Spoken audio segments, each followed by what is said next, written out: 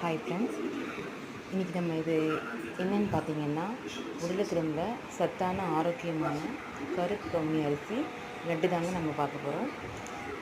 இப்போ வர சந்ததிகள்லாம் சத்தான அரிசியை மறந்துட்டு வராங்க. ஸோ அதை நம்ம ஞாபகப்படுத்தி அவங்க ஆரோக்கியமாக இருக்கிறதுக்கு நம்ம இந்த மாதிரி லட்டு செஞ்சு கொடுத்தோம் அப்படின்னா அவங்களும் ஆரோக்கியமாக இருப்பாங்க. அதை சாப்பிடும்போது நம்மளும் ரொம்ப ஆரோக்கியமாக இருப்போம். ஸோ இந்த லட்டு எப்படி செய்யணும்னு பார்த்தீங்கன்னா, இந்த அரிசியை நல்லா 2-3 தடவை தண்ணியில் கழுவி எடுத்துக்கோங்க. கழுவி எடுத்ததுக்கப்புறமா ஒரு 8 மணி நேரம் நல்லா ஊற வச்சுருங்க.